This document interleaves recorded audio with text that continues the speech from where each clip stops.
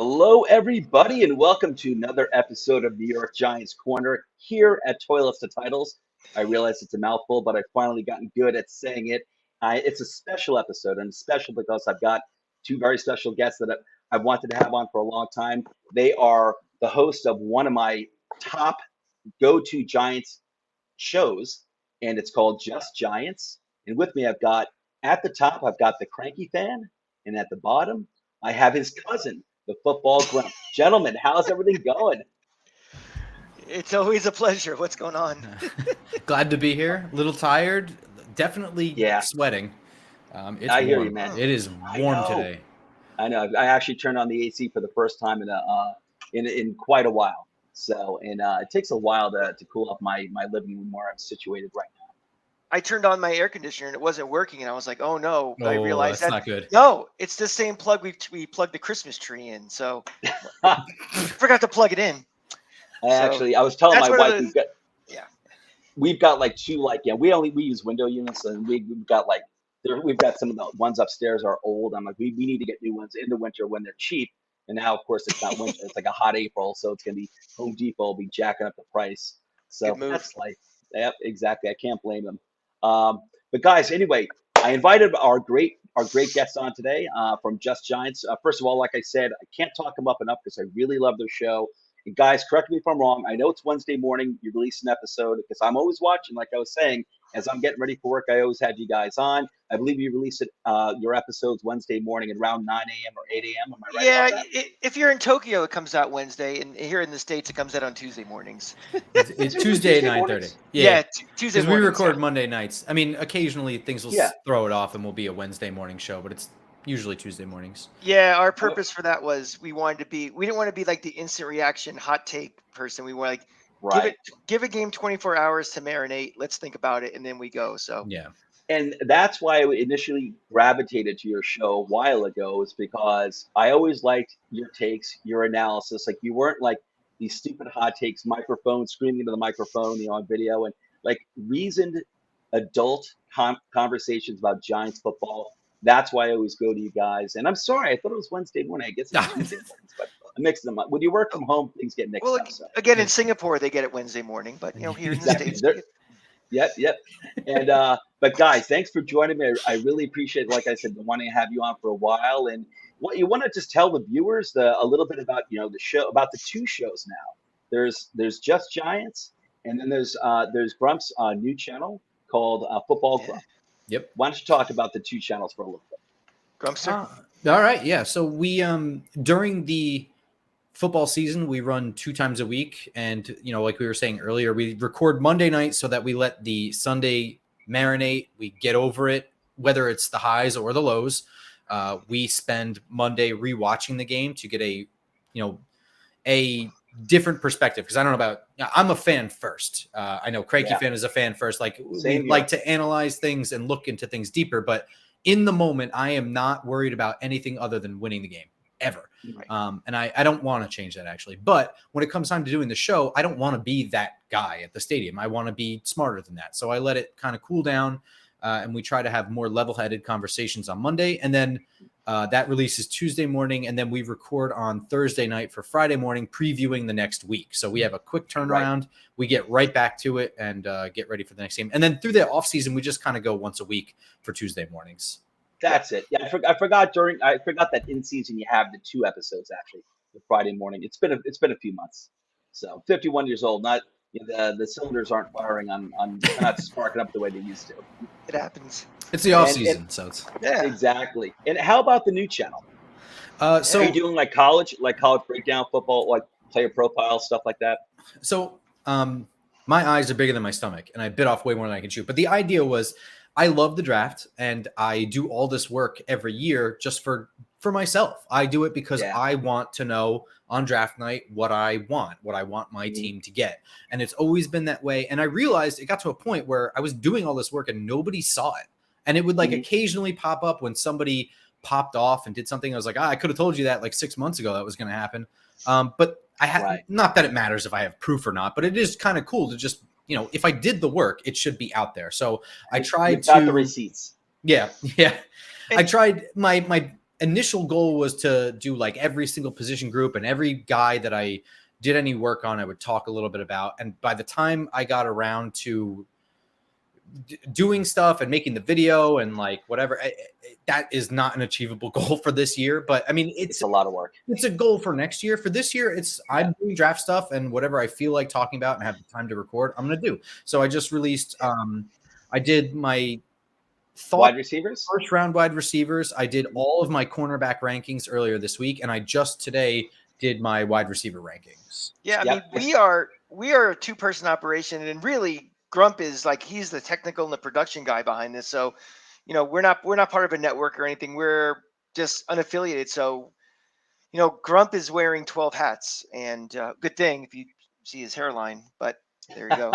I've got the same hairline. You know, maybe next year if we actually get a sponsor, or, you know, good things happen and we can get like some help, but maybe expand on that, because I think it's a great idea, because, you know, Grump he sees things that none of us can see. He does a lot of film review. Like, there's really, you can watch some of his film breakdowns and then watch something like on ESPN, and there's really no difference. So right. It's just something where, you know, just trying to get the word out and everything. And I think this extra channel, you know, it's like, you know, Diana Ross was in the Supremes, but at the same time she was releasing solo albums too, and that's kind of what this is. Right. That's good. Yeah, great way of putting it. I love that. I love that analogy. That's awesome. And I saw the first 2 episodes. I noticed that you released the wide receiver episode just a little while ago. I'll be catching that later on. So looking forward to it. We do have to have a discussion about Jordan Addison, though. I do disagree with you there. And just joking, guys, just joking. But yeah, so guys, fans watching the show, the millions of you out there who are going to be watching this episode when it's released tomorrow morning, Friday morning at around 8 a.m., stop what you're doing and go and subscribe to their channels. And follow them on Twitter, please. I appreciate that. And also, if you haven't subscribed to Toilets and Titles, please do. So, all right, New York Giants. Let's talk New York Giants. Let's start off with, and I like to make free flow conversation wherever you guys want to. You're the guest, however you want to take it. It's totally cool. I'm into that. Yeah. Yeah, man. Yeah, like, hey guys, listen. We're just talking Giants football here. I'll crack open the beers and stuff. So get rid of the script then. Yeah. Well, absolutely. But I don't know. We'll start it off with last year. Last year versus your expectations now. Like, obviously we're all happy. We're all, but going, were you shocked by last year? Me, myself, I have to say, like, when I felt like that we actually got a coaching staff that I loved as soon as, Dable was hired, and then I saw who he was bringing on board, Kafka from Kansas City, Wink Martindale, and then you've got the other, all the coaches and the position groups. I was just super excited. I'm like, me, myself, I felt like, I felt like at this point by last year, we had enough talent to at least not be crappy pushovers, and and not, as long as we're not making stupid rookie mistakes anymore, shooting ourselves in the foot, that we can be pretty good. And right before the season started, I went through the games, like the schedule, and I was like, I remember, I think I was on Giant Zone, a guest on Giant Zone, and at the end of the show, we went through the schedule, just doing, predictions, win, loss.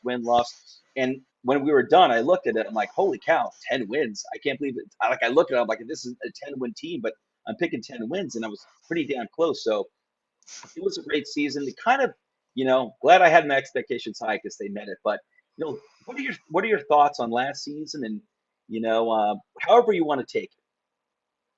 You want to go first? Or? Sure. I got brought into a black van to give my prediction at FanFest. All I knew was going on. I was like, oh, come to the Talking Giants tailgate or whatever. And I get there, and then I'm just kind of hanging out, drinking beer, or whatever. Bobby just grabs me. He's like, in about 3 minutes, I'm going to grab you real quick. Okay, I'm going to do something. I'm like, okay. I have no idea what's going on. Next thing I know, we're getting into a van in the back seat, and there's a camera set up in there. Where they did. I've seen this video before. I've seen that in videos, not exactly sports videos. I think it reminds me of Fast Times at Ridgemont High. You kind of probably. Yeah. Although I didn't come tumbling out with smoke, but I had to, in that moment, give my record prediction, my season prediction, whatever. And I think I said 7 wins or something like that. I was being somewhat conservative, but totally understandable. I think it's half and half for me. I don't think the record altogether surprised me. I thought the schedule was somewhat favorable. I thought that the year prior they had talent and they got hurt at the wrong time and they had the wrong coaching staff. So I thought like there were some bones there that they could build off of and get immediate results. You know, it was really just a matter of coaching, and you know, I could see it, but I wasn't expecting it. I mean, it was the quality of wins, the way they were winning were not what I expected either. They were far better. Right. I don't want to say far better on defense, but they were better in clutch moments on defense than I expected, which I actually thought the opposite. I thought Wink's defense opened us up to being burned in clutch moments. And that, correct me if I'm wrong, I don't think that happened at all last year, other than maybe an untimely turnover or something like that. Yeah. Which I think was special teams. Yeah, it was. Right. Oh, no, oh, go ahead. I'm sorry. I was going to say, I was not as optimistic. I thought, you know, the previous year, 2021, was just a combination of everything that could go wrong would go wrong, you know, and everything. You know, everything from injuries to, you know, a coaching staff that was not very good to public perception, you know, kind of leading it to be a lynch mob early. And to me, the most important thing you can have is perception. And I know people are like, who cares? That doesn't mean anything. Players play, coaches coach.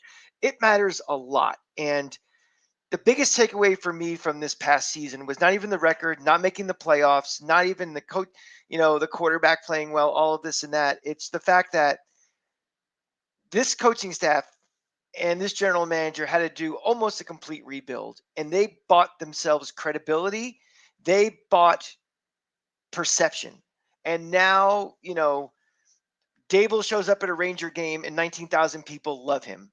You know, mistakes that do happen that's okay. That's okay. Where, you know, a Joe Judge, you know, things started going wrong, and you have one bad press conference that really started the snowball going for him to get fired.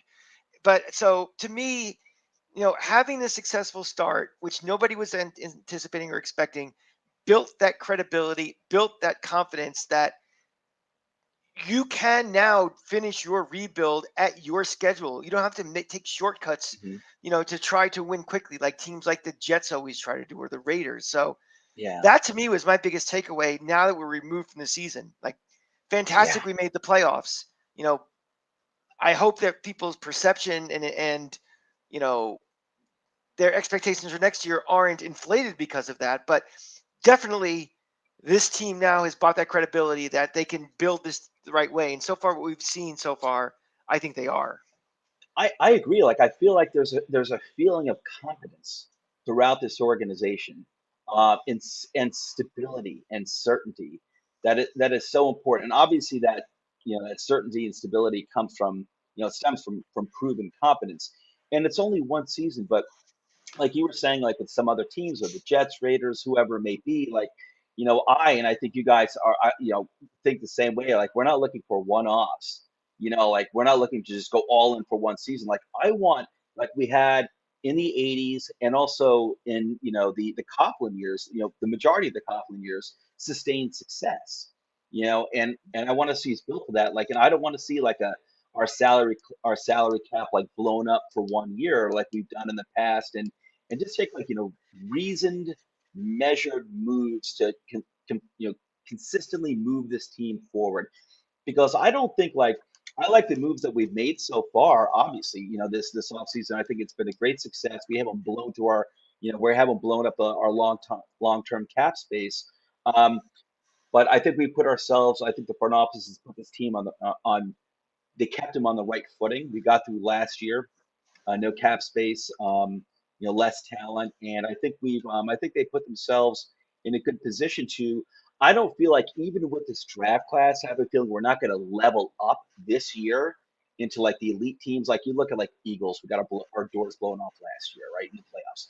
You know, Cowboys, you could say, the Chiefs, the Bills, like those more elite teams. Like, I don't think, and it's going to be a question for you guys, like, you know, I don't think this year we're going to be leveling up, but I think we're moving up within our tier, which is like the tier 2 group. Well, I don't think we're trying to build for the level up next year to be a Super Bowl contender. And I think that's what the fans have to, temper a little expectation. I think making that big jump to the playoffs, I think a lot of people are going to be like, oh, we're just a piece or two away from really being a Super Bowl contender. And I don't think we're quite there yet. And I think the moves that are being made, they have that same mindset of, we are going to build this measured for sustainable success. We had a taste of the playoffs. We expect to compete to win this division. And then you get in the playoffs, anything really can happen. So I think everything, if this team was the Jets, I do not. Daniel Jones is the quarterback anymore, and I think they're making a run at Aaron Rodgers, thinking, we think we are closer than we really are, and we are going to, the hell with the future. We're going to try to. We think we made the jump to here. We're going to try to get to there. And the fact that they stuck with Daniel Jones, like maybe we're not 100% convinced, but we've seen enough to think we can keep building and try to get to that ceiling. That ceiling is. I think that's a huge sign of where this team. Yeah. Just taking an honest assessment, think of what they are.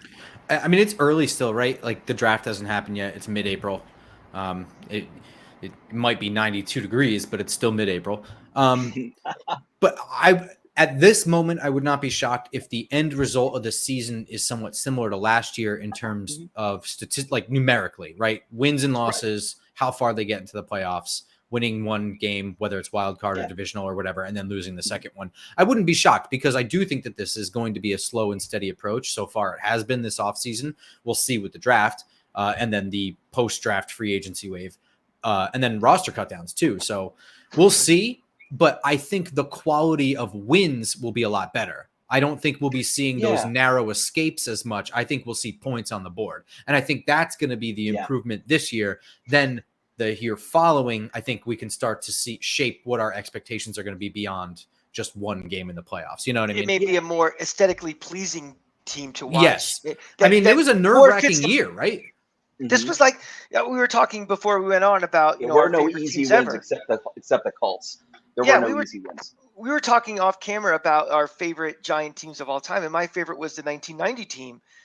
If you go back and you go back and watch watch the tape of those old games, look at the box scores. Not pretty football, but there was something that they won games, 17-10, 14-9, 21-14. They just were grinders, and and you never felt like they were going to lose those games either, even when they were close. But the NFL was different then too, where you can play like that. Today, you got to score points. It's an offense. I mean, the defense just doesn't. The rules, they don't let the defense play defense anymore. So you have to. The name of this game is to play basketball. You're going to try and score more points than the other team. Yeah.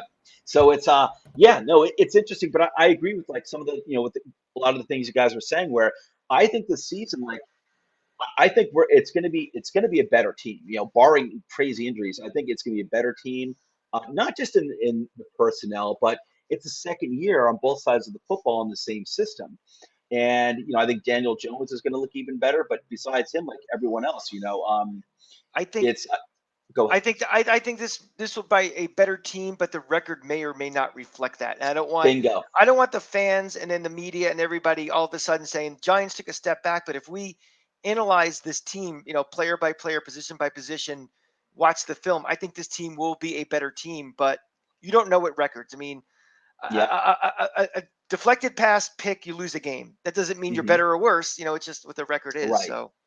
And with a harder schedule too, it could easily be like we may see as fans, and especially like knowledgeable fans who know what's going on, really know their Giants football. We may see actually better play, higher more points scored, just everything we'd want to see, and still maybe come out like on the other end like a 9-8 record, an 8-9 record. It's possible where I think we can actually improve as a team this season, and that it won't necessarily be reflected in the record or making the playoffs. But I think it could be a real launching pad for the following year. We still have a third place schedule, so that's good. Like we didn't win a division, we didn't even come in second, so we are going to catch, weaker divisions with weaker teams potentially. So, and who's our division this year? We have the AFC East and. Yeah, we do have the AFC East again. And the NFC. I don't remember. I just remember looking at it. I'm like, well, that's tough. But Me, myself, I never care. I'm like, NFC whatever. South, right? Just roll them out there. Yeah. It's the NFC West. We have Seattle, San Francisco, etc. Raiders. Yep. And Cardinals. And then the AFC East, like you said. Yeah, AFC East. Yeah, that'll be tough. But I've always been like, whatever. Like, I don't even worry about that stuff. Like, I'm just like, if you're a good team anyway, you got to learn to beat, the other good teams. And it's just like, it's just trial by fire. However you want to put it. Iron sharpens iron. So I'm like, I don't worry about that stuff. Yeah, and also there's so much churn for every team every year that, it's not like, oh, I'm playing this team that went 11-5 last year. That means it's like, no, these different rosters, different coaches, different everything. Right. And, speaking of churn, like the moves so far this off season, like, you guys really comfortable with them? Like, I'll start off saying, like, I love the depth that we've added to wide receiving core to the point where it's like, I'm like kind of like, hey, if we don't take a wide receiver, in the first like 3 rounds, I'm almost not sweating. Like, I don't want to push it. Like, I don't want to reach. I'm not saying I'd be happy if there's a good wide receiver up there, and we take him in the first round. It's not off my board, but I like the depth to the point where I'm like, all right, I kind of want to focus like on the secondary more. Obviously, the offensive line.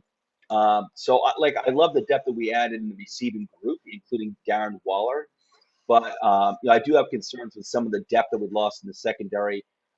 Julian Love, Fabian Moreau. I assume he's not coming back, and not that he was great, but it wasn't. There's worse than Fabian Moreau. He was functional, man, for cheap. Real cheap. He was functional. Mm-hmm.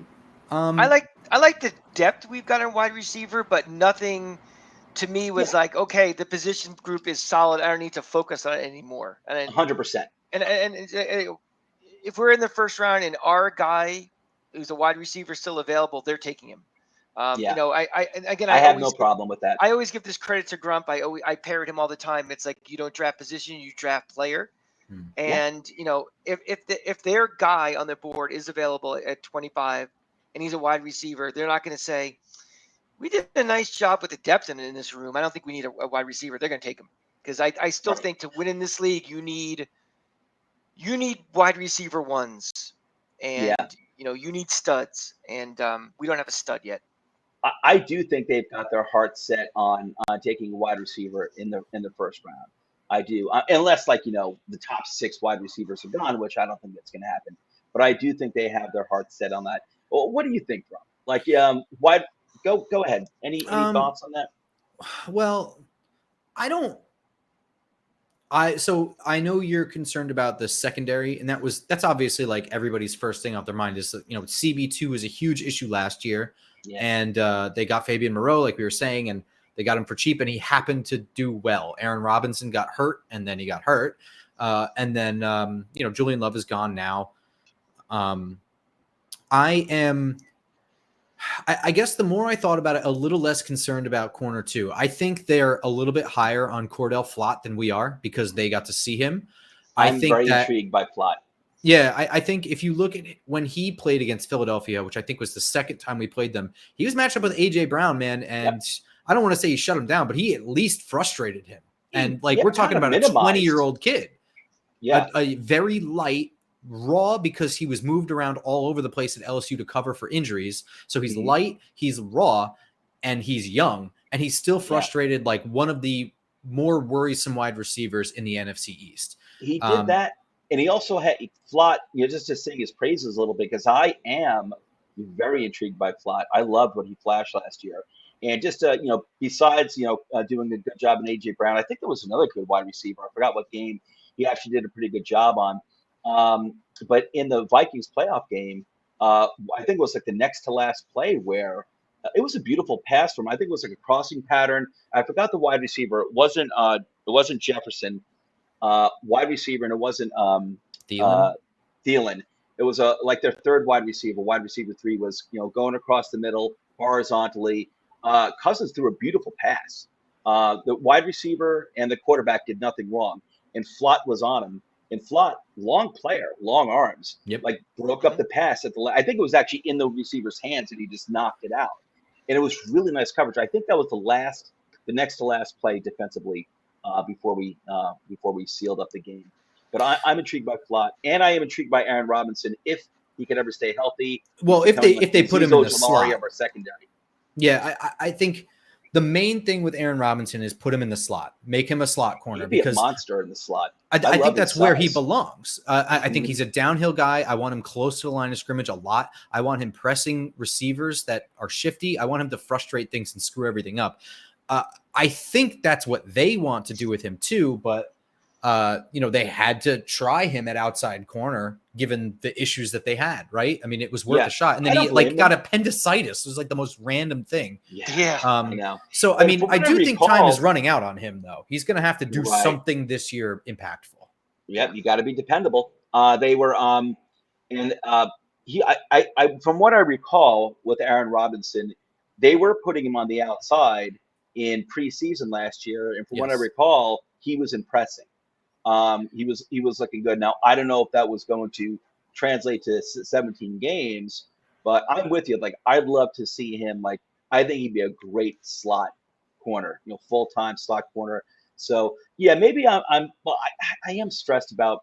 Well, here's the thing. Here's what I was going to say, right? Like, I think they're a little less worried about the secondary than fans and maybe media or whatever. You're right. I think the reason why is because I think they have positioned themselves, with the exception of center. And even then, to some extent, they've sort of covered their bases with Ben Bredesen and Hassenauer, but they have at least put a blanket down on their worst position groups where they're not forced to fall in love with a wide receiver. So what I actually think is, if there is no wide receiver they like at 25, and if there is no corner they like at 25 because they're gone, I don't think it's out of the realm of possibility for one of the really high-end safeties to be in their crosshairs, to replace Julian Love, to bolster that secondary without reaching for a corner, because they will eventually need another safety anyway.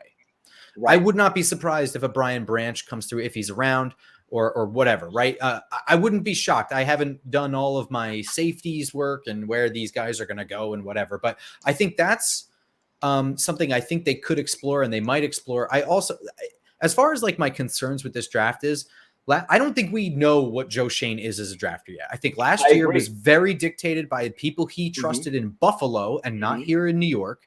I think he had a lot of problems with potential leaks coming out of the building that he was not going to deal with, and he didn't deal with. And I think we got some kind of wonky draft picks last year. I'm still not super high on the Wan'Dale Robinson pick. I like where their head's at, but as far as the player goes, not so much. But my biggest concern is that if he really is a Brandon Beane guy, I don't like that Brandon Beane seems to take a running back like every year in the second round. And it's provided them more failures. I think like 3 out of the last 4 years. Because I've been saying, like, I remember they took Cook. I have to say, like, they took Cook last year, James Cook, out of Georgia, and I love James Cook, and I too. But I mean, they took Moss from Utah the year before. Yeah, I don't know if it was the second round, but it was like, I'm like, dude, you guys need to get yourselves. If Bijan Robinson falls to you guys in the first, which he won't, if he does, you should get yourselves Bijan Robinson or Charbonnet or like one of these other big bangers, wide running backs, like early, like in the first. Like, just do it. You guys need it big time. But I'm with you. Like, yeah, I know. I have my concerns too about the Beane front office. Like, I remember, I like Joe Shane, but I remember fans or other analysts saying, "Hey, he's coming from Buffalo. Look at the success they've had." I'm like, dude, I'm not all that impressed with their roster. Like, they built obviously Josh Allen, and they traded for Diggs, and and they built a pretty good defense. Especially the secondary.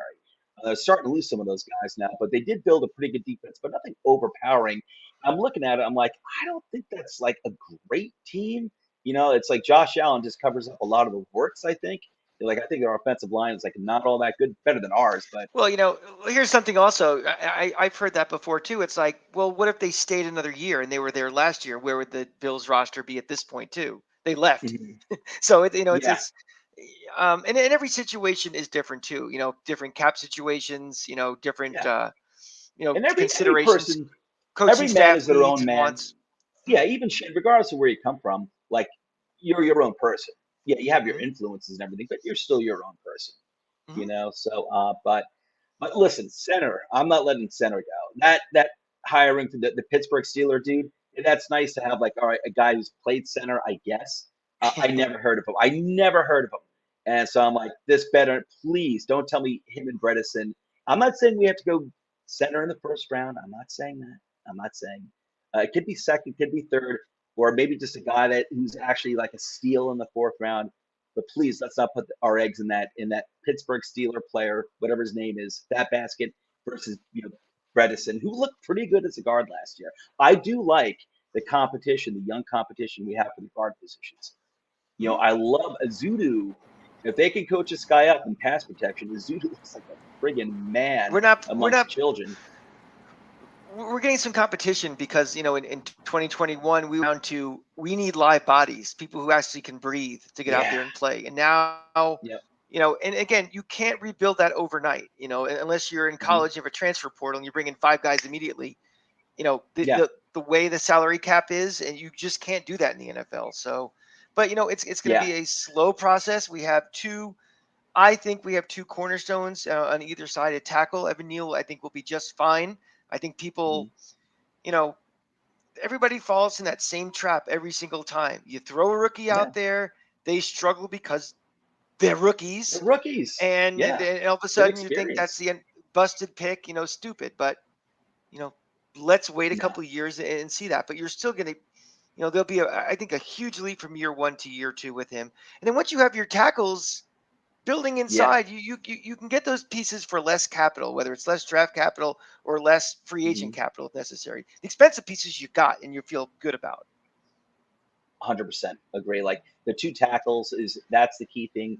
And I feel like, and I do feel like we've got some quality young potential, to compete at the guard positions. The center, though, I do want like a guy who can hey, if Ben Bredesen were to develop into being a starting center, wonderful, but we don't know if that can happen. I'd love to get a guy in the draft at a decently high round, I guess, who's actually played center in college. And it's funny because I always tell people, listen, man, you shouldn't have to draft, your entire offensive line shouldn't have to be composed of first and second rounders. Front offices have to find guys they can draft and develop from the mid to later rounds. Especially on the inside. Yeah. On the inside, especially on the inside. It can't, people follow the Dallas Cowboys model. Dallas does a great job with their offensive line, but really spending first round picks on every single position on the offensive line. They're a really good team. They've had consistent success, but they really haven't done anything with it. Haven't won a Super Bowl, haven't sniffed a Super Bowl.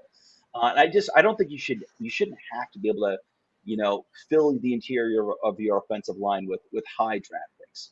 You should be able to identify some 3rd and 4th round guys you can develop and get in there. Yeah, I mean, I don't give a shit when they get the center, man. My big thing is they better walk away on Saturday happy with the guy they picked to be penciled in as starting center. That's it. Because I don't want it to happen after draft day, because I think then you're kind of you're buying, you're at a flea market at that point. Yeah. You're going to be getting another backup from the Steelers. That's where you're going to wind up with. Pretty much, I mean, you couldn't make the team.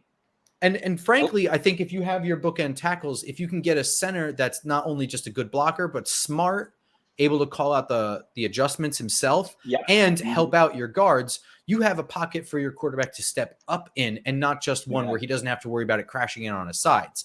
I think that makes a huge difference. And I don't think you need to have 2 good guards to do it. I think you just need 2 good tackles in the center. Yeah, I'm with you 100%. And it's I thought one thing that, just as a side note, Daniel Jones's growth in terms of pocket manipulation last year was, helped the offensive line. It made it look even better too. And I realized, I think we had the lowest PFF score for an offensive line outside of Andrew Thomas. But you know what? Just the eye test, I'm dude, this line is better than it's been in a long time. Just the eye test, his pocket awareness, which he really needed to develop, and it looks like he did last year, was night and day, and it helped this offensive line immeasurably. It really did. I couldn't agree with that more. Yeah, listen, we are going to do a mock draft in a little bit, but before we get in there, just looking to see, are there any players that are your guys, this guy, or this is my guy, or these are my guys, and you'd love to have? It could be first round, it could be second round, it could be 7th round sleeper guy for you. I've got Justin Short. I have Shorter out of Florida, who's my 7th round go-to guy for. I was going to ask. Because I know Craig is a big Florida Gators fan. I was going to ask him about Shorter. Go ahead, talk about. That's interesting because the Gators He's like usually have 6'4", 228 pounds. He's like the size. He's bigger than most safeties. Yeah, I mean, he was a 5-star guy coming out. He went to Penn State. Oh, He I didn't know transferred. that. Yeah, he went to Penn State. He transferred after his freshman year. You know, he looks the part of an NFL wide receiver. The Mm-hmm. production was, and again, Florida hasn't had the greatest quarterbacks. We're not gonna. I don't want to go into my Anthony Richardson, preamble now, but for what Anthony Richardson was last year at Florida, that was not someone for a prolific passing offense. Yeah. I think he made a leap from his junior to his last year to 2022. But he's one of those type of guys that Florida always has where, so college career, but you look at 9 years later, you're like, this guy's still in the league. And I think he can have a role like that just because of his size and his physical, he could be a dual player. He could, he's bigger than some of these linebackers like Trent Simpson, he's like the same size. He might even be bigger. And I'm not knocking Trent Simpson. I'm just saying like how big Justin Shorter is out of Florida. I'm semi joking around. I just bring him up. If you're talking about my guys, and I'll literally say my guys because yes, I am a Gator. Osiris Torrance is a guy that guard. If he's still around at 25th, he's a right guard who came into Florida. I don't think he gave up one sack this year at Florida. Jumping from Louisiana to Florida. Playing obviously, SEC opponents. Playing Georgia. There's whispers that he could probably be cross-trained to be a center also, although we rather would have a natural center. But having Osiris Torrance, just having that guy around those two bookends in the offensive line will make me sleep a lot better, and probably will let Daniel Jones sleep a lot better too. I don't think it's a sexy pick, but I think to my point earlier that I think this front office and coaching staff has built credibility that they don't have to go sexy with a pick. They go what will fit into their plan for building this team. Give me some strong lines. Yes. Listen, the boring picks sometimes are just necessary, whether it's big beefy dudes on the defensive line or the interior offensive line. So whenever we've won, we've always been strong in both areas. So fans, remember that. The unsexiness really is what wins, besides having a really good quarterback. Grump, how about you? Any who are your guys, like whether it's first round, third round, seventh? Guys like stand out to you, like, oh my God, I would absolutely love, within the realm of reason, like obviously, like Will Anderson's not going to fall to us edge out of Alabama, but so within reason, like guys like worthy of 25 or beyond that, past that. My guys, I think off the top of my head, Ricky Stromberg is probably one of them. I like him because he is probably a value pick. I think that he fits the mold of being a little bit more athletic. He's mean. I mean, I probably say this too much, but like I look for mentality things, and you can see it right away whether a player and I don't want to insinuate that some players don't want to. I mean, I think that's kind of rare, but I think there are some players that immediately you can see after 4 or 5 plays, you're like, this guy is 100 miles an hour every play, and he plays to the whistle, through the whistle. He's got, if you can teach him whatever he doesn't do right, he could be dominant, because you can't teach that mentality. You just have it. I'm with you. Yeah. And I think he's got it. And I think that fits their thing too, because it's another young guy that they can develop their way. And they got the mentality thing is down. And what is it? Bobby Johnson calls his linemen dirtbags. I think he has that dirtbag mentality. I love him. I want to think, and just so in case viewers aren't aware, Ricky Stromberg is a center out of Arkansas. Correct. That many of us have been falling in love with. And I agree. Like, I want my offensive lineman mean. I want him mean, angry, and just playing rough, fighting in a phone booth, just like you're not getting out alive. It's like one of the things we like Nick Gates for, right? It's why he was a fan favorite, is because he had that. And maybe he wasn't perfect, but that little bit of mentality in him covers up some of the other stuff, because he's just frustrating. He gets under people's skin, and it has a psychological effect in addition to, its own internal psychological effect on you. You act like a badass, you will be a badass. It's just kind of how it is. The rest of the unit gravitates toward, kind of takes on that type of personality when you have it and you have success. I think the rest of the unit kind of like, takes on that mentality as well. I love, Nick Gates. I loved when he stood up to Aaron Donald. Yeah, oh yeah. Aaron Donald years ago, like stuck his fingers through. And I've seen Aaron Donald do that a few times. It wasn't just Nick Gates.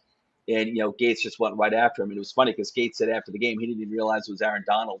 But I'm like, good for you, Gates. I'm like, good for you, man. Good. I'm glad you stood up to him.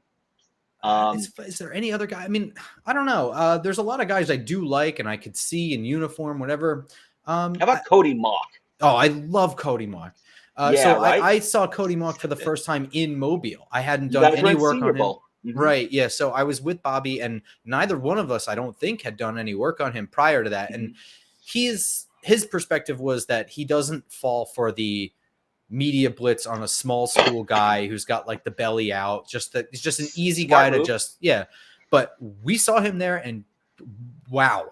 I mean, wow is really, he puts dudes on roller skates. Yeah. And he's another guy with that same attitude.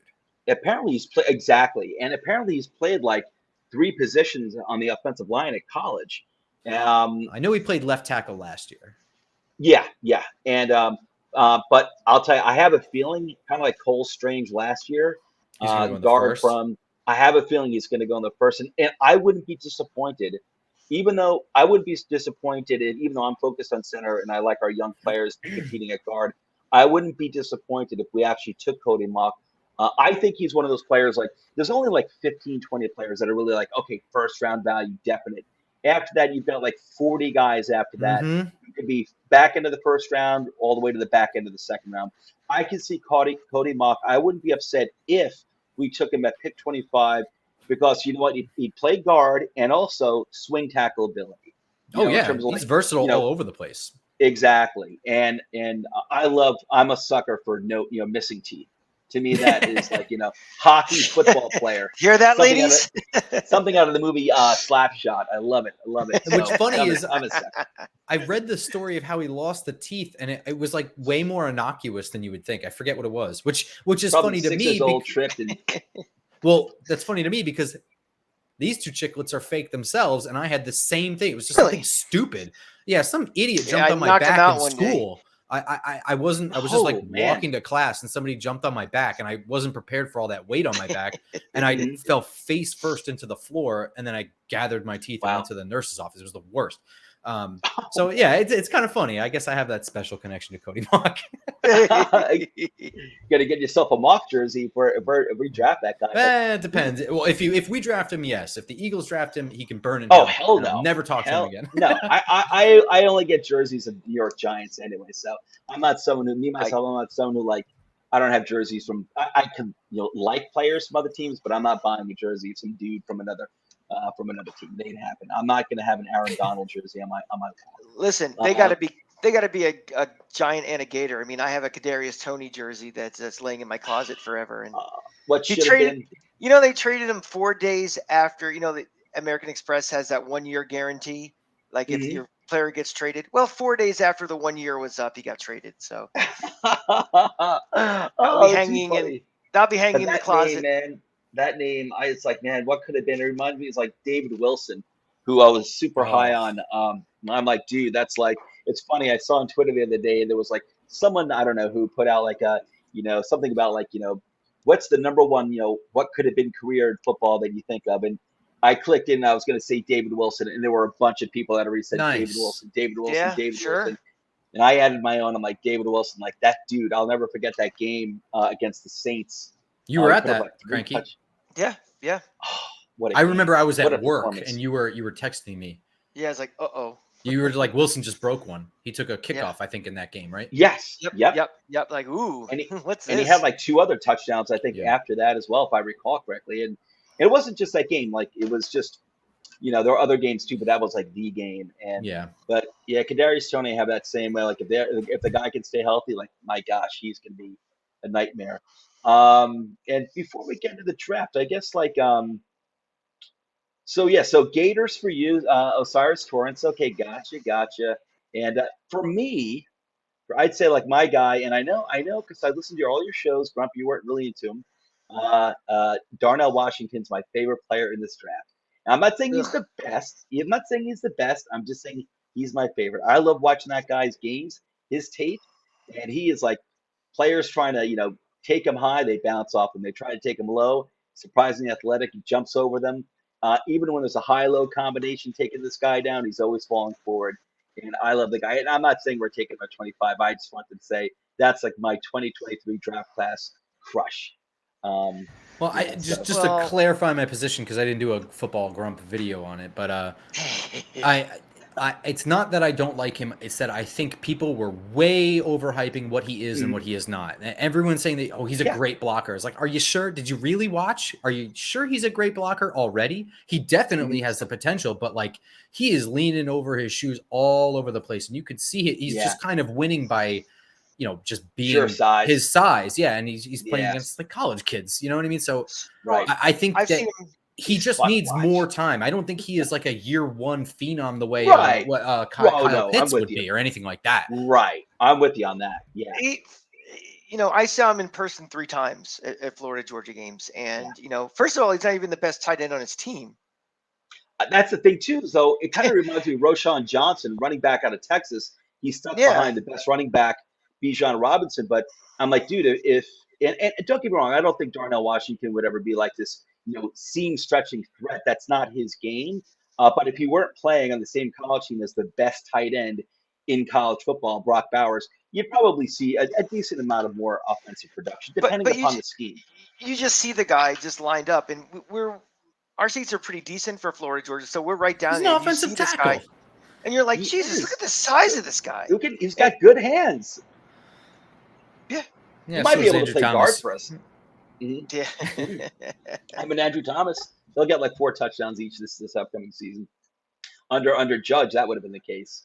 All right, guys. I don't know. You ready to do a 7-round mock here? It's only for the Giants. Make it happen. We're gonna turbo through the other teams who we don't even care about anyway. So, all right, let me bring up the stream. I'm sitting here. I already eat my pancakes for breakfast. I am ready for the draft. Let's go. All right, good man. You're all fueled up. I like it.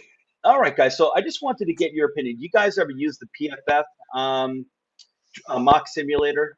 I'm like on this, or I'm on PFN all the time. I'm always doing mock simulations. I've done it. Not this year, but I've done it. Yeah. Okay. Do you? I was going to just put the settings here: public versus PFF board. I normally do like 50-50 because I think the public is actually pretty knowledgeable too, and I don't always agree with PFF's rankings on players. Like they've got their own ranking, they're entitled to them, but I don't always agree. Do you have a preference, public versus PFF? Like it'll change like how the picks go and who's taken at a certain I actually time. think that right in the middle is smart. Yeah. Cool. And care for positional value. What do you think? Like I normally put this at the middle just because in the earlier rounds positional value is there, but as you get later on, I would assume the thinking is give you a good players. Yeah. Right. Yeah. So you're cool with this being just in the middle as well? Absolutely. Yeah. That's all right. And draft for needs.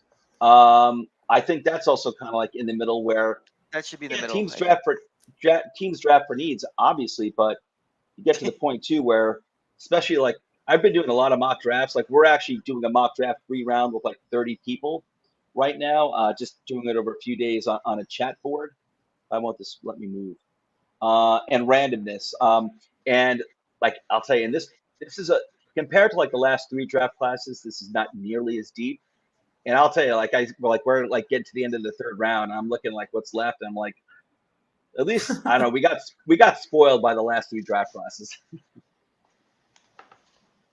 And randomness, I'm not really sure how to adjust. What exactly. I think a little bit on the lower side is probably right. I don't think the draft is like super duper 50%. No, it's not. Like that. Yeah, it's not. I don't even know why I was moving that here. So I'm trying to get this back in the middle. It's not working. All right, guys, we're gonna leave it as is. The draft needs is gonna be a little screwed. It's screwed. Hey, but we're gonna. Forget it. Cut. We're gonna make it work. All right, guys. So end of the draft. I'll be the crowd. Yeah, good Al. All right, start draft. I think I pushed Giants. There we go. Now, this is a situation that I've seen sometimes. I don't think it's going to happen. There are quite a few times where I've seen Nolan Smith, who no one's really thinking, even though we like the idea of edge depth, right? especially with Ojulari, who I like, but he's kind of like the Aaron Robinson at this point of Giants edges. Can't stay on the field. You've got Nolan. Like, I'm not really thinking too much about a lot of other edges out here in the first round, but Nolan Smith I see, and I don't think it's going to happen. I see him falling in some of these mock drafts, and I've seen him on big boards falling to his occasion as well, like some of the experts like in ESPN occasionally. I've seen Nolan Smith there, and if it's not Nolan Smith, it's what's his name, the safety out of Alabama, Branch. If either of those guys, Nolan Smith or Branch, were there, and you see the rest of this on the board here, where Zay Flowers is still there. Oh wow, a lot of wide receivers are gone in this particular. Woo. Like most of the cornerbacks are gone. I see Osiris Torrance lurking down there. Yep, he's down there. You got Osiris Torrance. You got Emmanuel Forbes, Cam Smith. This is like worst case snenario. Yeah, this is bizarre. But I mean, okay, so here it is. But my thoughts here are: I don't really care about Michael Mayer. Me neither. I like Zay Flowers a lot, but given the way this is with Nolan Smith sitting on the board, I would be perfectly okay with that pick. I think, given the way this fell, I don't know. Edge to me is. Kayvon had a whatever year. He's certainly disruptive, but he was not dominant. I know he was playing hurt, right. whatever. A lot of room for growth. And, I don't think we need to have a long conversation about Azeez Ojulari. He's got to stay healthy, and he was not at all healthy last year. And even if he is healthy all year, having a third edge is still super duper important. So I would be okay with Nolan Smith right now. Well, I think that moves him to the back of the rotation. I would have Nolan Smith is better than Ojulari, wouldn't you? I mean, probably, maybe, but I think in the confines of reality, I think Wink Martindale is moving people around. I don't think there's like a penciled starter. I think it's just putting horses out there, Yeah, I'm saying you have more of a rotation, you have more depth to worry about. So, even if he is injured or not or something, your rising tide is raising all the ships on this one. Right. Yeah, no, I see what you're saying now. Yeah. Yeah. But yeah, so I'm with you. Like, it's not like edge is normally not what I'm thinking of here, but in this situation, are we in agreement, Nolan Smith, if this were to happen? Okay. Hell yeah. Here we go. Nolan Smith. And what scares me, though, too, is that I can see a lot of these wide receivers that we like and cornerbacks being gone. Like, I do think that's like where a lot of the value is in this draft. Like, I don't see it as a top-heavy wide receiving class like Jamar Chase, but it's very deep. And given how important wide receivers are, that I can see the guys like the top wide receivers and the top cornerbacks being gone by 25. All right, guys. So we're looking at, let's see, you got Tank Dell, who some people love and some people are scared of. You got Luke Weipler, Julius Brents. And I can scroll down further if you guys. We don't necessarily have to go with like their rankings. Man, Hodges Tomlinson's still there. Yeah, like him a lot. I know you love him a lot. I know. Oh yeah, I mean, and he was somebody that I wasn't even trying to do work on, and he jumped off the page at me. So I was like, oh, man, this guy is really something.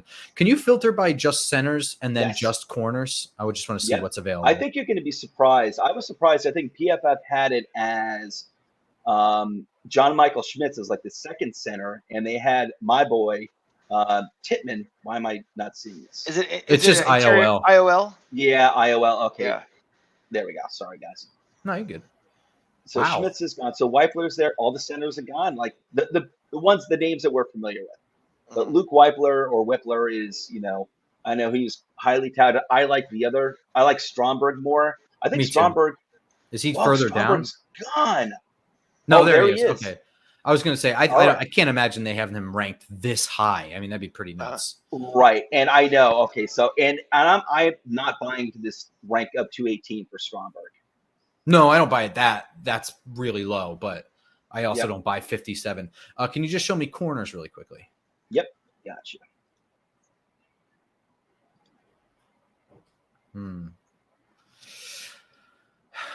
Yeah. I'm sorry. It's showing both. Yeah. That's fine. No, I think that's actually good. Yeah. But that's okay. I don't know. I'm tempted by Stevenson, Brents, Hodges Tomlinson, and also Weipler and Olu from Michigan. Oluwatimi. So yeah, that's right. He's still available. I could see that. I'm probably going to go corner here. I would say personally, I'm going to go Julius Brents over Tyreek Stevenson for the upside. I don't know how you feel about that because I do like both of them. Mm-hmm. I do too, and I'm with you. I like Julius Brents more. I know Tyreek Stevenson's a heck of an athlete, but so is Julius Brents. I like his game more. I'm with you. Yeah, I think Kansas State put him in a lot more zone scenarios than man coverage scenarios. You have to in that conference for sure. Yeah, yeah, but we saw him in Mobile, and his man coverage is like, I think if he were anywhere else, that wouldn't have been the case. I think he would have been a 6'3" man cover corner in the SEC or in the Big Ten even. So right, I think that his tape is probably worse than he actually is too. Yeah, but in Grump, like you said earlier, and listening to one of your recent episodes, I know you're really, really high on Hodges Tomlinson out of TCU. Would you? Is he like? Would you take him at this point, round 2? I know everyone knows he's a small guy. He's like 5'9". He's a slot receiver, but he's a damn good slot receiver. He's like a shutdown slot receiver. Not receivers, shutdown slot corner. Excuse me. Yeah, no, he's outstanding. And I think I said if he were 3 inches taller with 3 inch longer arms, he'd be the number 1 outside corner off the board. Yeah. I'm tempted, but I'm going to say no. I do think that in the NFL, he's probably pigeonholed to the slot. And the center position just worries the shit out of me. So I think in the scenario in which the center is, you feel comfortable that you're going to get your guy, I think you can swing for Hodges Tomlinson. But I think in this scenario where we went with edge in the first round, which is kind of a wild card, I'm not really comfortable swinging. I don't like to swing in the first 2 rounds. We need more of a hit. Right. I mean, at least not at this stage of the franchise. If they were competitors, you can swing, I think, but they're not. Yeah, if they were like a fully stacked deep team, 100%.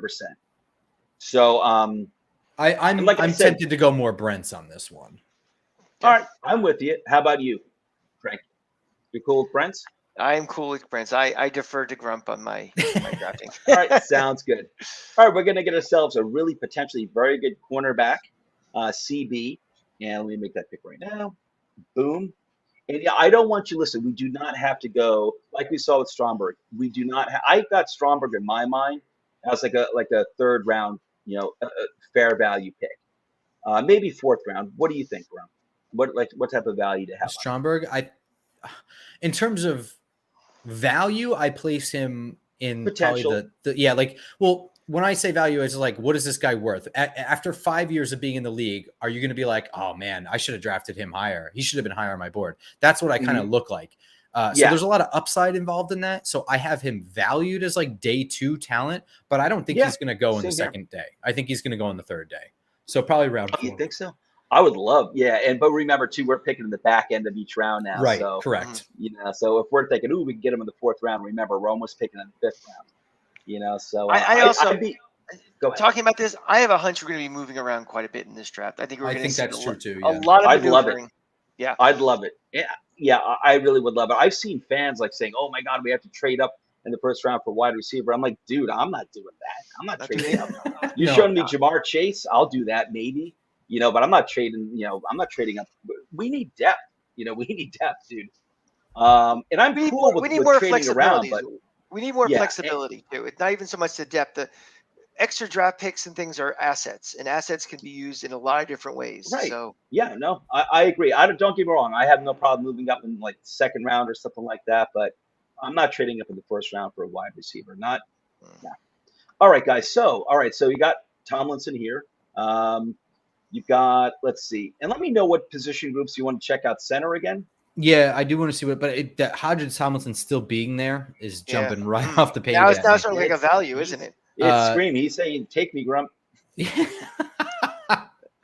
Let's see. It's cold and you don't have a jacket. And let's see, you've got and you still have, of course, center. Listen, Stromberg, according plenty of guys here. He's going to be there, but I don't think that's realistic.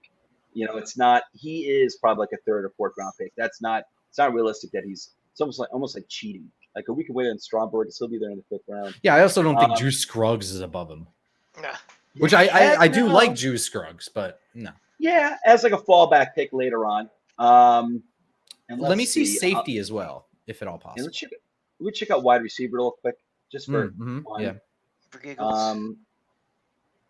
Keyshawn Butte scares me to death. Big fan of Jaden Reed, though. Big fan of Jaden Reed. Me too. I love that guy. You got some of the Jonathan Mingo's out there. I like him. His name is coming up more and more. He's a big dude. He played in a stupid offense, so it's really difficult to kind of like understand. I mean, they lined him up as a damn tight end half the time. Yeah. And he's silly. He's a talented wide receiver, like good body control, good hands. And so I think Mingo, he will wind up being like the 3rd round pick. I have him higher than some of these other guys, except for maybe Jaden Reed and Keyshawn Butte, who scares me. Yeah, same. I do like Moreno Cropper as well, but I like Jaden Reed more. I'm actually tempted to go more Jaden Reed here than anybody else. Yeah, Jaden Reed, get our wide receiver. I low key love Jaden Reed, and I think I might be insane. I think I might like him more than I should.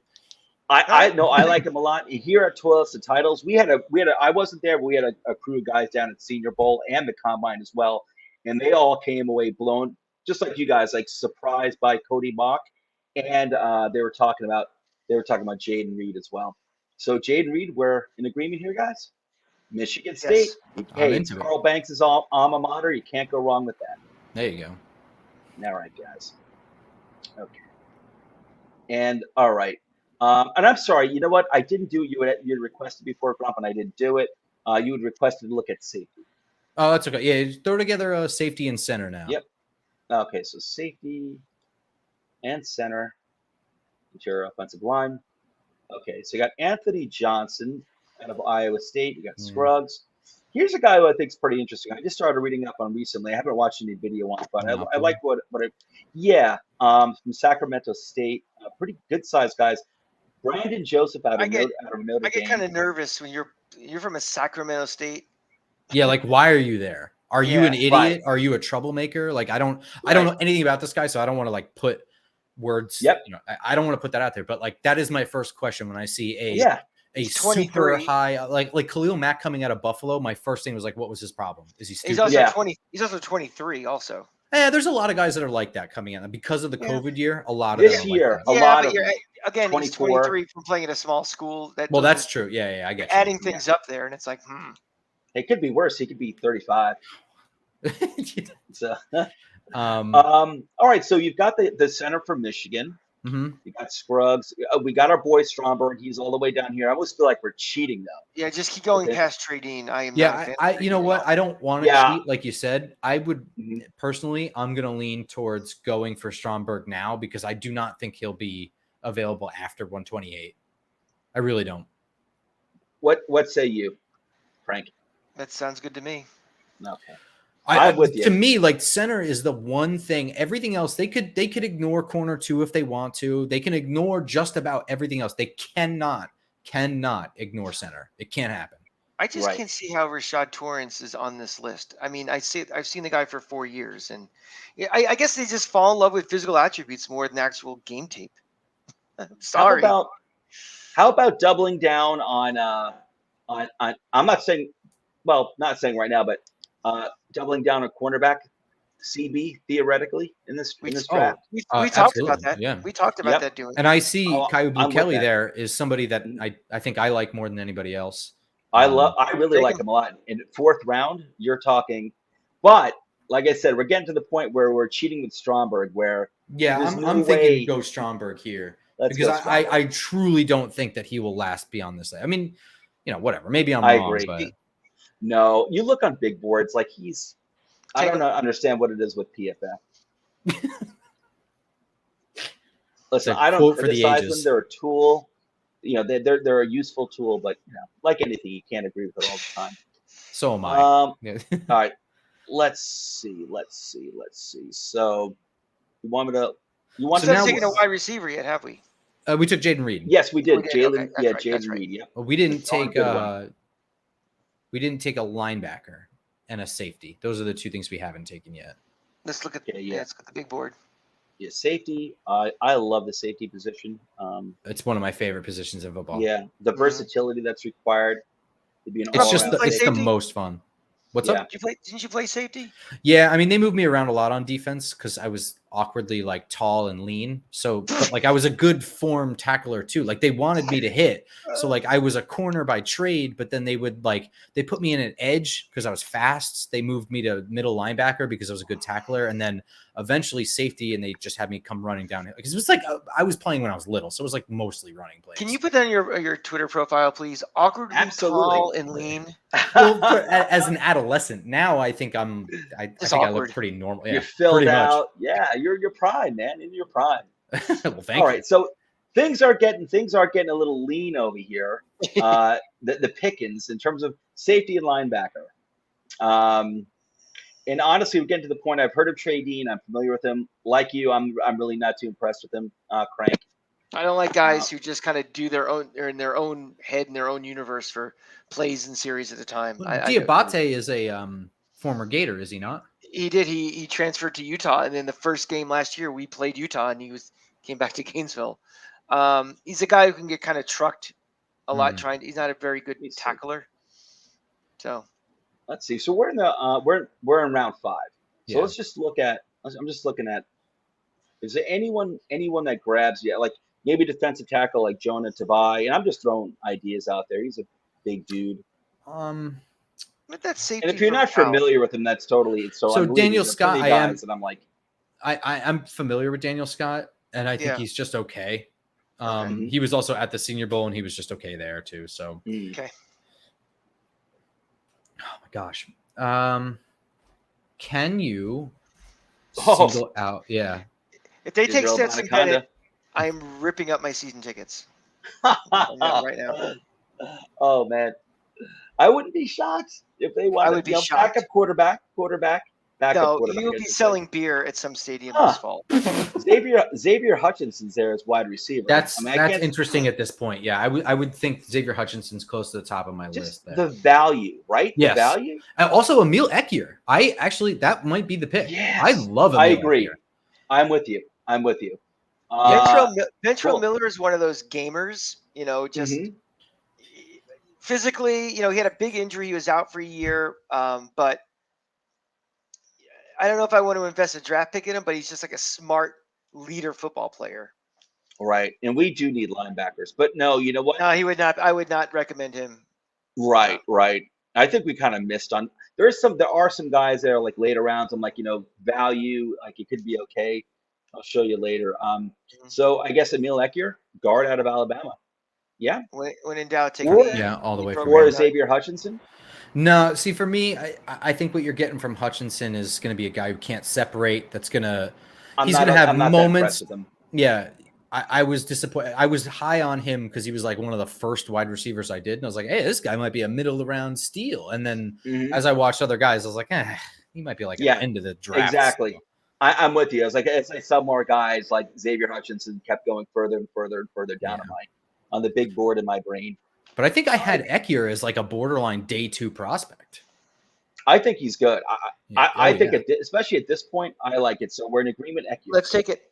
Yeah. Let's do it. We got ourselves a center and a guard, and I like it a lot. They're talented. Okay, so let's see. We're still in round 5 because we have 2 round 5 picks. Let me see what we got going. Israel Abanikanda, in real life, I don't see him falling to the 5th round. I don't even know anything about him. Pitt running back? I got to be honest. He's one of my favorite. I'd say after I know a lot of other people, they have running. He's probably my 3rd favorite running back in this draft, actually. After Bijan Robinson and Zach Charbonnet out of UCLA. I love Zach Charbonnet. Watch Abanikanda. He plays really well. He's he's a complete running back too, like pass protection. Watch. Is he a guy you would draft if Saquon is not on this team in 2024? I would draft him. Even I want to keep Saquon. I would draft Abanikanda, especially at this point, 2nd pick in the 5th round. I would draft him even if we had Saquon because there you go. You could use depth. You know what? Because he's even if we had Saquon, listen, I want to keep him around. I want to keep him healthy. Yeah, I don't want Barkley. I'm not taking 80% of the role. Yeah. Right. You know what? I'm not resting him for Breida, which I didn't like that signing. I don't mind Breda. I think for $4 million a year. For Barkley at this stage in his life and in his career should have someone giving him blows. So I am on board with drafting a running back this year. This is the time to take it. I don't know shit about this guy, but if you like him, I haven't watched him. I say go for it. Really, honestly, I love him. Because we got the center thing down. We got a guard that also can switch over to center. I think it's 5'11", 216, 20 and a half years old. Oh yeah. Now we're speaking the language of Joe Shane here. I have some breaking news. Trey Smack just hit a 45-yarder as time expired. So the orange team beat the blue team in the orange and blue game. Very high drama. Big kick. Oh, I love it. Thank you. We're getting live updates. I love it. Let me expand this a little bit. Okay, so yes, so we're cool with Israel Abanikanda. Absolutely, a running back in the 5th. Yes. Yeah, if you're liking him that much, I think, yeah. Yeah, I'd say I have him. Another guy I like a lot too, and I'll just show you another running back. He might be gone at this point. I like Roshan Johnson out of Texas. Basically, the backup to Bijan Robinson. I like him a lot. We don't think he's going to be around. He's up. There you go. Let's see. Some of these guys, like Ibrahim, had a huge year in Minnesota. Yeah, but Abanikanda. Chris Rodriguez has legal issues. I don't know if we want to touch that. Oh, I didn't even know that. DUI. He missed the Florida game. He had a DUI. Oh, I did not know. And Evan Hull's kind of interesting too, but he's like a 7th round pick in my opinion. Yeah, Oh my God, I drafted Evan. Oh my God. The Jets didn't pull up a card. It was supposed to be. Oh my God, guys! I'm sorry. No, it's okay. When I put the video out tomorrow, I'm going to. This is like Marissa Tomei winning the Oscar with Jack Palance and the wrong name on the card. Oh my God! I'm going to put in the notes section that it was supposed to be. Israel Abanikanda. Oh my God! Sure. I'm fired. I shouldn't be pushing this button anymore. So I'm pretty sure Rex Ryan said that he was going to draft Odell Beckham Jr. Yeah. Oh man. Oh Rex. All right, guys. So we're in the 6th round. We got 3 more. Oh no, we got 4 more picks. We'll go through these quickly. Yes, all right, safety. I know it's bad. I promised you it's gonna be an hour. We've been over an hour. I apologize. All right, guys. Safety, defensive line, like big men in the middle. Let me see real quick. Yeah, I was gonna say I seem to remember Lonnie Phelps Jason Taylor. Okay. I don't. Oh, I'm sorry. I don't know anything about Jason Taylor, actually. Me neither. Yeah, I'm sorry. Which player were you thinking of? If you hit D-line there. Okay. Let's see. I mean, geez. I'm not a fan of PJ Mustipher. Me neither. This guy is one of my default 7th round picks, but I'm not taking him in the 6th. Yeah, I saw him at the Senior Bowl. He had his moments. Yeah, he's like kind of reminds me of the other dude we got out of Arizona State last year. Big guy, like 6th round pick as well. Forgot his name. Tore his ACL like the rest of our draft class. DJ Davidson? Yes. It was actually kind of flashing okay. Corey Durden out of North Carolina State. I'm just showing you what's out there. But we don't have to just go with let's see. But at this point, we're 6th round. Yeah, I would say Jordan McFadden's someone that you can transition to the inside with time. I don't know if that's like this is the time to do that. I don't know anything about Troy Brown, and I wish I did. I don't know. Yeah, at this point, I really don't know too much about these guys either. You just want to draft positional need, like filling spaces here? Yeah, I mean, I would say, Jason Taylor is probably fine. That's probably a good idea safety. In the 6th round, right? Let's add some depth to that safety room. Now we're in the 7th round. We got 3 picks in the 7th round. We'll do this quick. I don't mind D. Winters. I'm actually surprised that he's there in the 7th round. All right. We need linebacker help. I also don't mind Cameron Latu. If he's still there, Cameron Latu, I think is underrated. Take him. All right. Tight end room. Adding depth. We've got 1 more pick. This is like speed dating. Let's go. Yeah. This is it. We know what we want. We still got Corey Durden out there, who I think at this point, I know a little bit about him. His PFF scores aren't very good, but listen, 7th round. He was, purely depth guy. It's not someone. I feel like that Brett Nelson. I feel like he was a Florida commit and then he decommitted way back when. Nealon. Oh, center? Kevin Nealon. Yeah.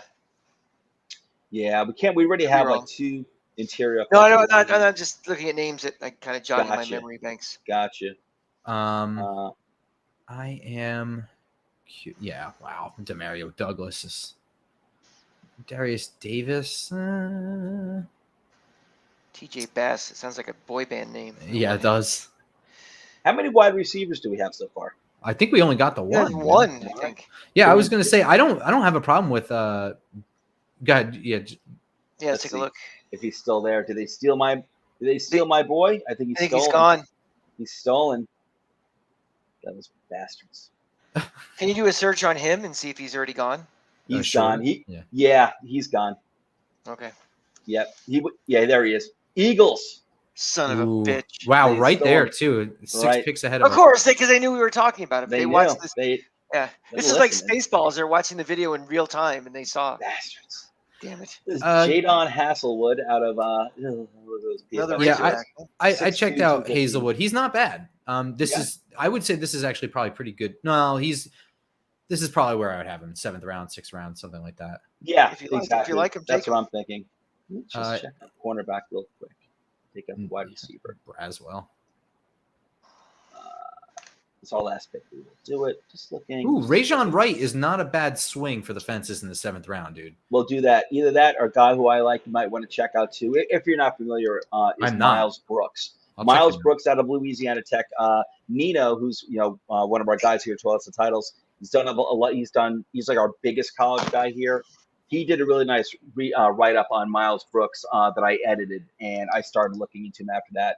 I'm pretty impressed for the potential he's got. Pretty good PFF scores too in the last 2 years. Just for giggles, look up quarterbacks. Yeah, that's not a bad idea. Good idea. I like it. Quarterback. That's all that's left. Tyson Bagent, man. I don't do it, but I mean, he's an interesting dude.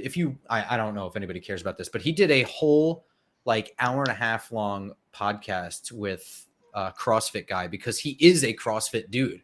And I think he's like the first CrossFit dude to enter. I don't do CrossFit. This isn't an ad. I just thought it was interesting because he went through the host of the show was just like, I don't know anything about the combine. Tell me literally everything. So it was a lot of really interesting insight. That's cool.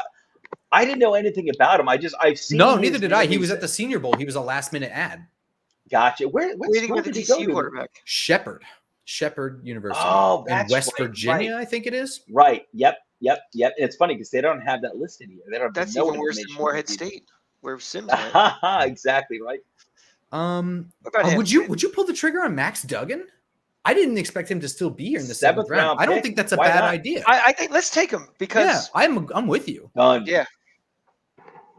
It's weird, but I mean, don't worry about the grade they're going to give us. Oh, I never. Be an A+, except for your one crazy. I got a D- for Evan Hull. That was bad. We got an F for Stromberg, which is insane. I got a D+ for Jaden Reed. That hurts. I told you I probably like him more than everybody else in the world. No, Jaden Reed. I'll tell you, like I said, we've got like 10 to 15 guys here, 12 titles. We're all high in Jaden Reed. And us and you, Crank, we're not the only ones. A lot of people are high in him. I think most casual fans aren't familiar with him because they're like probably 8 names I have ahead of him. I like the dude a lot. Yeah. Nice. These grades are like a rainbow. Oh yeah, it's they're all over the place. If you take them too early, according to PFF's rankings, they're going to give you a lower grade. Oh yeah, which is silly. And also, if you don't pick for need, I think they ding you for that. But that's not really the point of the draft. So yeah, I'm not a greater person anyway on the draft anyway. Give me 3 years. I wouldn't hate this, man. I mean, look at what you have on the inside. Yeah. With Ricky Stromberg and Emil Ekier immediately bolsters a shitty line. Julius Brents is all the length you could possibly want at corner. And he's a man cover guy. Through the roof. I mean, Nolan Smith is a game changer on defense already. We drafted support for Barkley at running back, and we have we have a potential backup quarterback, in case something goes down there. And also Cameron Latu might be. Yes. I mean, if we're going to count Darren Waller as a tight end and not just like a receiving weapon, he would be the 3rd best tight end. I mean, immediately, I think he jumps right into playing time. Cameron Latu. Yeah. Yep. Mm-hmm. No, he's interesting. Latu is interesting. I think he'd actually probably go like in the 5th round.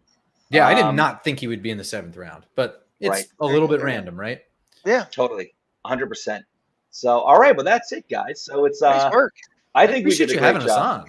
No, guys, thank you for coming on. It was like a dime to have you guys on, talk football, and it's like I listen to you guys talking. The Tuesday morning release of your episodes. Excuse me, I have it wrong. It's the Tuesday morning, but I love listening to you guys because it's like I always like listening to intelligent football fans just talk about football, and especially the Giants. So it's always it was great having you guys on. Very much all right, guys, that's a wrap. We did a great job as GMs. The Giants should look to hire us as the right-hand men. I think our day job, please. Yeah, and listen, it's a strong draft. Evan Hull, he's supposed to be definitely look up Israel Abanikanda. So listen, in 15 years, the three of us are all going to Canton together for his induction to Hall of Fame. Evan Hull. Yeah. Is it a date? Yeah. We'll say the greatest mistake ever. Yeah. Absolutely. We have the receipts. Of us freaking out at our own pick. We made the mistake, but the best mistake we ever made. All right, guys, that's a wrap. We are done here. Guys, thank you. I promised you an hour. I try to keep it to an hour, and it was just too much fun. It wound up being an hour and 20. I did not try to suck you, though, I promise. No, you're good. It was a fun conversation. It's fun. We like doing this.